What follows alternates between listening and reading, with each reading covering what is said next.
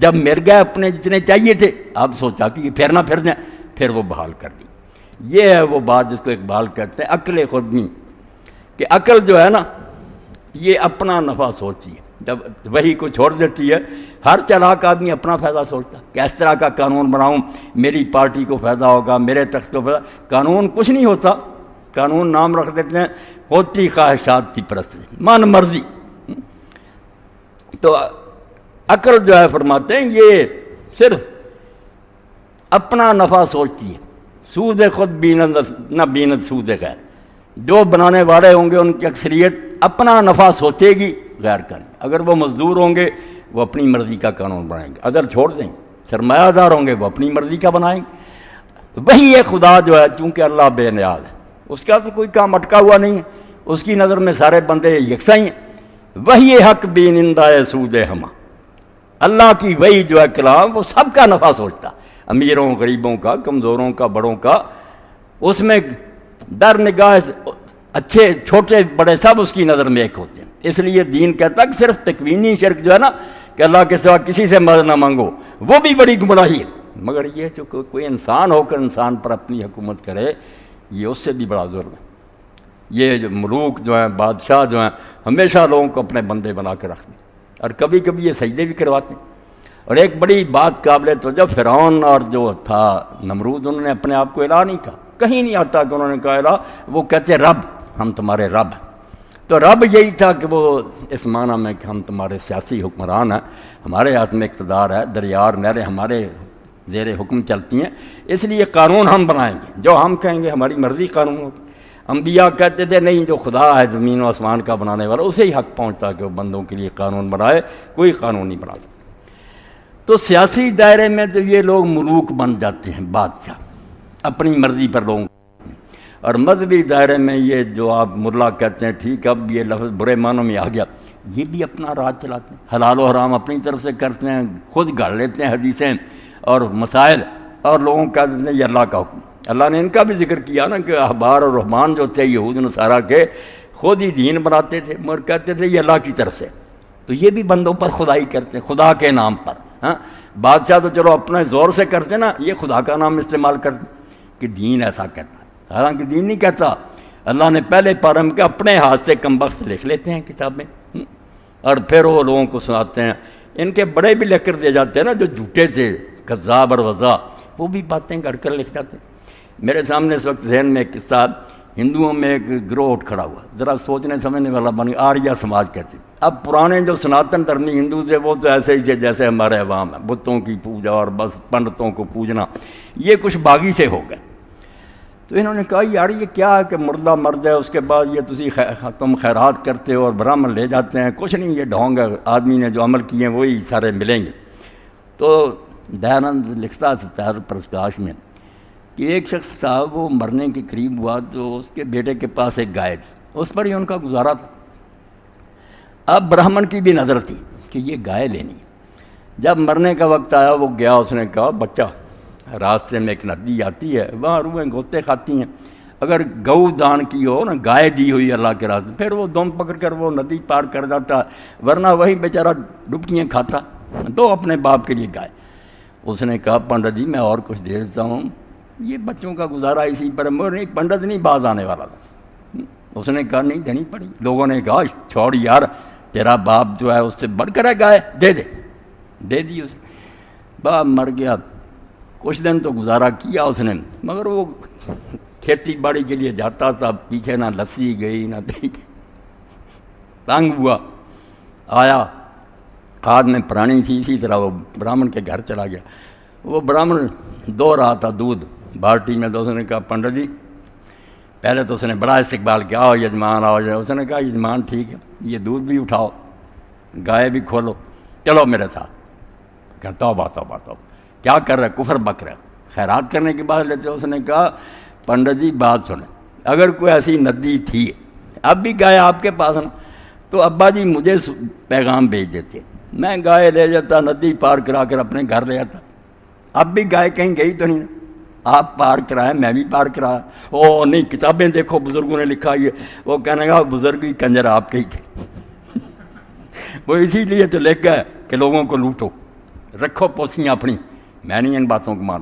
تو واقعی یہ بات صحیح ہے، شرک کوئی چھوٹی بڑا نہیں، خواہ وہ تکوینی ہو کہ آدمی سمجھے کوئی میرا مشکل کشا، بس گیا. اب انسان نہیں رہا، درخت کے سامنے جھکے گا، جہاں ذرا گھنا درخت نظر آ جائے، ہاں یہ بڑا بھاری درخت ہے، بھائی سر جھکاتا جائے گا بیچارہ.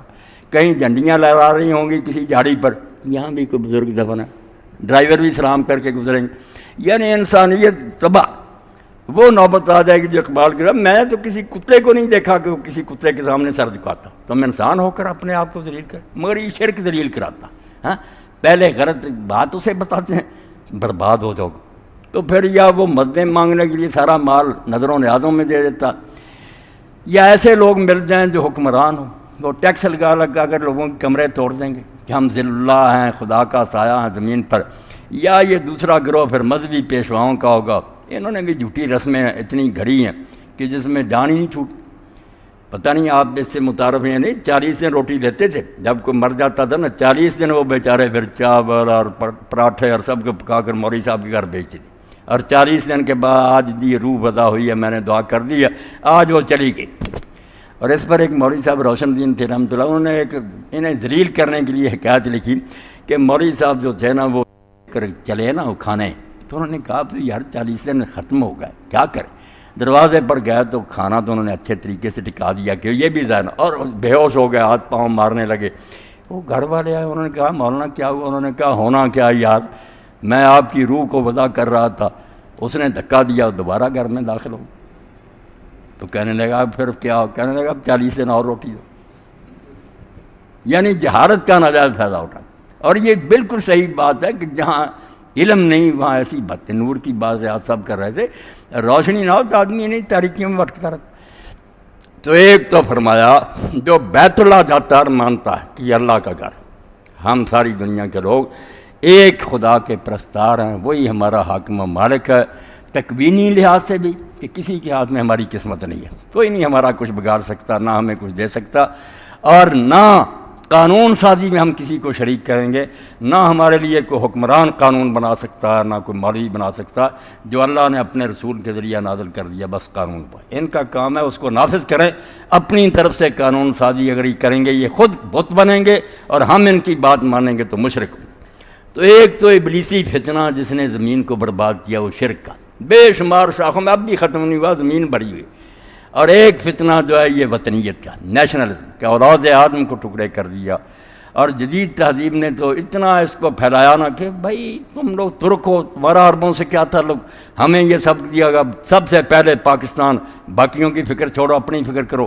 یہ وہ لعنت ہے جس نے اولاد آدم کو ٹکڑے ٹکڑے کر دیا، ان میں وحدت نہیں رہنے دی. حالانکہ اللہ کے رسول علیہ السلام نے جب مکہ فتح کیا تو بیت اللہ کے دروازہ میں کھڑے ہو کر جو خطبہ دیا اس میں یہی 2 باتیں بتائیں کہ اگر یہ چیزیں تمہیں یاد رہیں تو پھر دنیا میں امن ہوگا، ورلڈ آرڈر ہوگا، وہ امن کا پیغام ہوگا جس سے دنیا سکھ کا سانس لے گی. ان ربکم واحد، ایک تو یہ بات سن لو کہ تمہارا آقا صرف ایک، کوئی رب نہیں ہے تمہارا، سب بندے ہیں، رب ایک. وَإِنَّ أَبَاكُمْ واحد، اور بہت سے تمہارے باپ نہیں ہیں، تمہارا باپ بھی ایک. مشرق مغرب میں آدم اور حوا کی تم اولاد ہو، بھائی بن کر رہو، کوئی یہ بڑا نہیں کوئی چھوٹا نہیں، الا بدین و تقوی.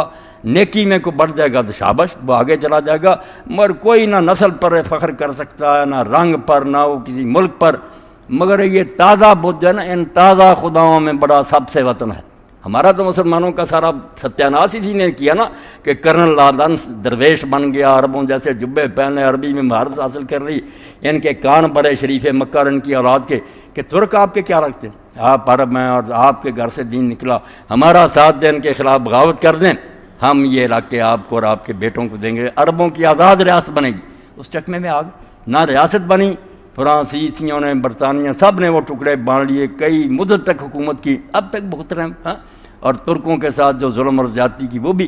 تو علامہ اقبال فرماتے ہیں کہ اس دور میں جو بت تراشے گئے نا، ان میں سب سے بڑا وطنیت کا کہ ہمارا یہ وطن، ہم اس کی فکر کریں گے. ان تازہ خداؤں میں بڑا سب سے وطن ہے، جو پیرہن اس کا ہے وہ مذہب کا کفن ہے. جو وطنیت کو مانیں گے اس کا مطلب انہوں نے مذہب کو دفن کر دیا، اسلام نہیں رہے گا. پھر جو اللہ نے کہا تھا کہ تم مشرق مغرب میں رہنے والے بھائی ہو، وہ بات کہاں گئی؟ اپنی اپنی فکر کرو گے برباد ہو جاؤ. اسی لیے کہا ہے ترک وطن سنت محبوب الہی۔ اگر وطن کوئی شے ہوتا تو مکہ سے بڑا کوئی وطن تھا؟ اللہ کا گھر تھا وہ، رسول اللہ کے آباء و اجداد کا تھا وہ، حضور کو پیارا تھا۔ باہر نکل کر آپ نے ٹیلے پر کھڑے ہو کس رنج سے یہ کلمے کہ مکہ تو اس سے زیادہ خدا کے نزدیک کوئی محبوب زمین نہیں، اگر یہ میری قوم مجبور نہ کر دیتی تو میں یہاں سے کبھی نہ نکلوں، مگر چھوڑ دیا۔ ہے ترک وطن سنت محبوب الہی، جب دیکھا کہ دین پر عمل نہیں اور چھوڑ دیا، بیگانوں کے پاس چلے گئے۔ دے تو بھی نبوت کی صداقت پہ گواہی، اگر اللہ کے رسول کو نبی مانتا مکہ مدینہ سے وہی گواہی دے کہ ہم نہیں جانتے کہ یہ کون ملک ہے، یہ کون سی سرزمین ہے، ہم تو بھئی اللہ کے دین کے سپاہی۔ اگر دین کو نقصان پہنچے گا، اسلام کو گر تیری فضا راس نہ آئے، اے میرے وطن تجھ کو کوئی آگ لگائے۔ اللہ تو یہ کہتا ہے کہ اگر بیت اللہ کو مانتے ہو پھر یہ دو چیزیں اپنے ذہن میں رکھو کہ رب ایک ہے، تم سارے ایک کنبہ اور تمہارا باپ ایک ہے، اور آپ بھی جوں غور کریں گے سمجھیں گے کہ واقعی یہ دونوں چیزیں اگر انسانوں کے ذہنوں میں بیٹھ جائیں، مسلم کافر ہونا تو الگ ہے، دنیا امن کے ساتھ نہ رہنا شروع کر سوکھ نصیب ہو جائے۔ حضرت علی رضی اللہ عنہ اپنے جو مصر کے حاکم تھے انہوں جو لکھ کر دیا پروانہ، اس میں کہا کہ تم مصر جا رہے ہو تو لوگ سارے دو قسم کے، دونوں سے باہر نہیں ہوں گے، اما خلق کافی دین، ایک تو وہ ہوں گے جو دین میں تیرے بھائی ہیں، ان کا تو بہت زیادہ حق ہے، مگر دوسرے اگر دینی بھائی نہیں ہوں گے، نظیر الکافر خلق، تیری طرح وہ بھی اللہ کے پیدا کیے اور آدم کی اولاد ہوں گے، انسان ہونے کے لحاظ سے تو ان کا حق بنتا۔ یہ اسلام ہے جس کو بنیاد پرستی اور یہ ظالم کیا کچھ کہہ رہے ہیں، اور آپ جتنا ظلم انسانوں پر کر رہے ہیں، عورتوں پر، بچوں پر، مسجدوں کو معاف نہیں کرتے اور بدنام ہمیں کرتے۔ حالانکہ اللہ کے رسول اللہ علیہ السلام نے جو دین ہمیں سکھایا، جس کی تلقین کی، اس میں کسی کتاب کی توہین نہیں۔ میں نے جمعہ کے خطبہ میں کہا کہ رسول اللہ صلی اللہ علیہ وسلم اپنی مسجد میں تشریف فرما تھے، مدینہ کے گرد جو یہودی آباد تھے وہ کچھ آئے سازش کی کہ ہم میں سے ایک مرد عورت نے زنا کیا، رسول اللہ فیصلہ فرمائے، اور نیت یہ کہ اگر آپ نے رجم کا ہی حکم سنایا کہ سنسار کرو تو کہیں گے نہیں ہماری کتاب میں یہ نہیں ہے، اور اگر کوئی نرم بات کہی تو آپ کے گلے ڈال دیں گے کہ تازہ نبی کا فتویٰ ہے، چلو یہ امیر آدمی سزا سے بچ جائیں گے۔ حضور نے کوئی جواب نہیں دیا، ساتھ چلے گئے۔ وہاں بیت المدراس تو تھا مدرسہ، وہاں جا کر کھڑے ہوئے، انہوں نے ایک تکیہ آپ کو دیا، آپ تکیے پر بیٹھ گئے۔ اتنے میں جب یہ بات شروع آپ نے فرمایا منگواؤ تورات، حالانکہ خود آپ نے بتایا قرآن میں کہ اس میں تبدیلیاں ہو گئیں، بہت سی چیزیں اللہ کے دین کے خلاف ہے، مگر اس کا بھی اتنا احترام کیا کہ جب وہ تورات لائے حضور نے تکیہ چھوڑ دیا، ادب سے اس کو وہاں رکھا، اور ساتھ کہا آمن تو بکے و بمن انزل، میں تجھے بھی مانتا ہوں اور جس خدا نے تجھے نازل کیا میرا اس پر بھی مانا۔ اور پھر ان سے پوچھا کہ مجھ سے کیا فتویٰ پوچھتے، اس میں کیا کہہ گئے موسیٰ علیہ السلام؟ تو جھوٹ بولا کہ اس میں ہے کہ اس کا منہ کالا کرو، اس کو گدھے پر بٹھا کر شہر میں گشت کرا دو۔ ایک آدم نہیں بولا، نوجوان تھا وہ چپ رہا۔ حضور نے محسوس کیا کہ بات کچھ اور ہے، یہ بیچارہ خاموش رہا۔ آپ نے کہا تجھے اس اللہ کی قسم ہے جس نے موسیٰ علیہ السلام پر تورات اتاری، کیا ہے تورات؟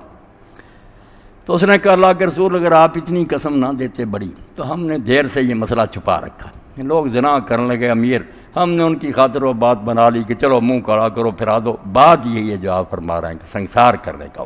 تو آپ نے پھر دونوں کو سنسار کرایا اور کہا اللہ تو گواہ ہو جا کہ میں پہلا ہوں جس نے تیری کتاب پر عمل کیا اور اس کے حکم کو نافذ کیا۔ یعنی یہ کتاب جس میں تبدیلی کا بھی قرآن اعلان، اس کا بھی اعتراض کیا۔ یہ قرآن ٹیشو پیپر کے طور پر دیتے اور مہذب بنے اور عقل کے اندھے کہتے ہیں وہ ترقی یافتہ لو، ترقی یافتہ نہیں بدترین شیطان کے یہ چیلے ہیں، اور انشاءاللہ اپنا انجام پائیں گے۔ قرآن مجید بار بار کہتا ہے کہ ان سے پہلے بھی لوگوں نے ایسی چالیں چلیں کہ معلوم ہوتا تھا یہ پہاڑوں کو بھی اپنی جگہ سے سرکا دیں گے، تدبیریں ایسی نظر آ رہی تھی مگر پھونک مار کر اڑا دیا اللہ نے، پتہ ہی نہیں چلتا وہ کدھر گئے، صرف ان کے کھنڈرات باقی ہیں۔ تو انشاءاللہ اللہ کہیں نہیں گیا، وہ غافل نہیں ہے، سب دیکھ رہا ہے، وہ اپنا کام کرے گا مگر اس میں کچھ دیر ہو سکتی ہے۔ ہمارے کرنے کے کام یہ ہے کہ ہم بیت اللہ کی جو اصل حقیقت اور مقصد ہے، ایک وہ مرکز توحید ہے کہ اللہ کے سوا کسی کی پوجا نہیں کرنی، اور دوسری بات کہ اللہ کے سوا کسی کا حکم نہیں ماننا، نہ اپنی مرضی کرنی ہے، نہ کسی دوسرے سے کوئی پوچھنا، جس سے پوچھنا یہ پوچھنا کہ اللہ کا حوالہ دو کہ اللہ نے میرے لیے کیا قانون نافذ کیا۔ یہ ہے وہ ہدایت کی راہ جو ابراہیم علیہ السلام سے ہمارے لیے متعین ہوئی، اور جس کو اللہ نے ملت ابراہیم حنیف کا کہ جو ہر طرف سے کٹ کر اللہ کا ہو گیا تھا، اس راستے پر چلو۔ وآخر دعوانا الحمدللہ رب العالمین۔